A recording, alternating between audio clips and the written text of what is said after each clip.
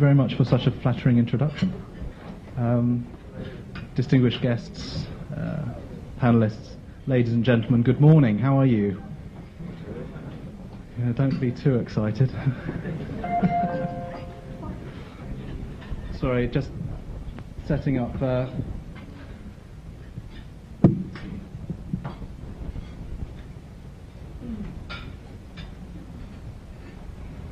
Thanks very much.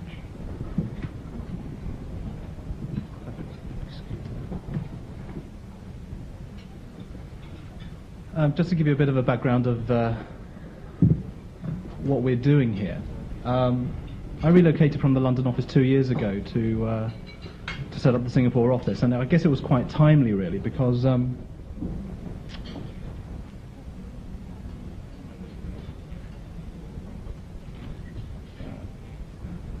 the green agenda has certainly been on the up in Southeast Asia. Can you see that okay? Okay.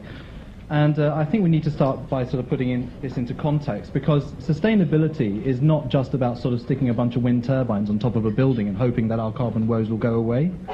No offence to IKEA, because I like shopping at IKEA, but dare I say it, the retail box has always been a bit of an air-conditioned behemoth. Sticking a few wind turbines on top of it doesn't necessarily make our carbon woes go away. What we need to be sure of is that the sustainable agenda is equally about the socio-economic as it is the environmental. And also this whole idea of kind of coming up with the rating system that will then allow us to sort of proudly demonstrate that we are very, very green. Well, I think we need to sort of balance those subjective measures with the more objective. It's a bit like kind of wearing that panda badge if you're kind of belonging to the WWF. It doesn't necessarily mean that you're going to be hugging every animal on Earth. You may suddenly find yourself wearing a fur coat in the evening time. So how can we actually start to become greener by actually measuring as opposed to just saying that we are green? And I think that's something that the UK government and also Europe have been actually quite focused on over the last few years. The Brundtland Report in 1987 first coined the term sustainable development, and the UK government have been taking particular aims to try and sort of start to quantify that. By 2016, all new residential properties will need to be carbon neutral. That's a fair claim, and hopefully we'll be able to move in that direction. So I guess where we come from is actually very much driven by governmental legislation. We are finding ourselves designing towards a carbon neutrality, a low energy design, because we think that's the most responsible thing to be doing, and not just necessarily investing in the idea of that sort of subjective measure.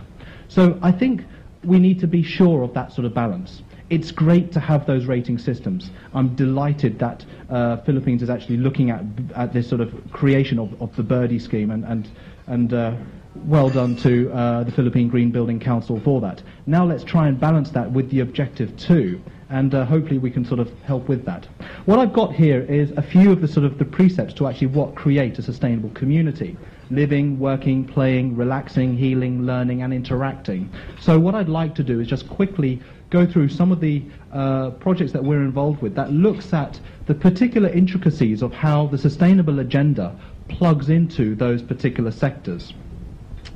And as I just mentioned, the whole idea of carbon neutrality is something that's been on the lips of many Europeans for a while now.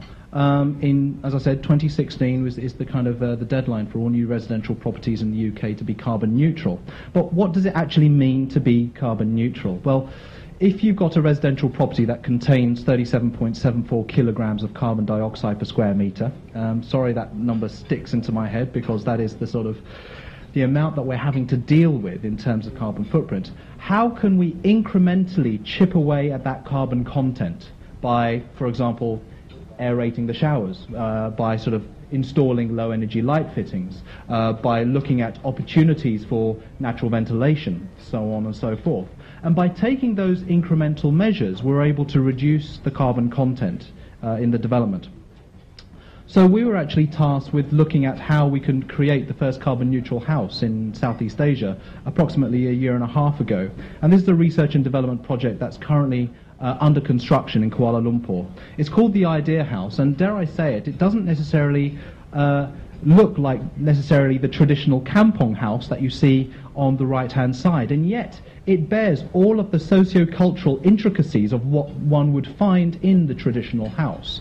And dare I say it, the real true response, the sustainable response to architecture, be that Philippines or Greece or Moscow, it should be something that is driven by the actual locale. So, given Malaysia, we looked at the kampong house and started to try and reinterpret that, looking at the undulating lines of the landscape, looking at the idea that it can potentially expand and contract, not too dissimilar to the accordion, but in a way that if the family nucleus grows, as the young family sort of start having children and they grow up and have university students who then want to try and study at home, how can the house expand and contract according to the size of the family?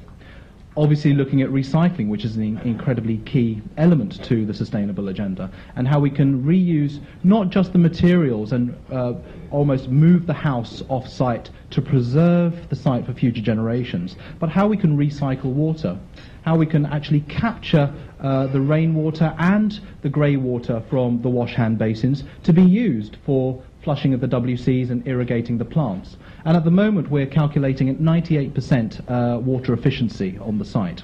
We're also looking at the angle of the building in order to orientate the building so that it has the least exposure to the low angle east and west sun, which is a huge problem in this part of the world, in order to try and reduce the solar heat gain, and also being able to harvest that energy. The solar cells on the roof are actually creating 17,800 kilowatt hours of energy per year, which is enough to power the house and the needs of a family of 5, and also pay for the construction and the onward maintenance in a 5-year program.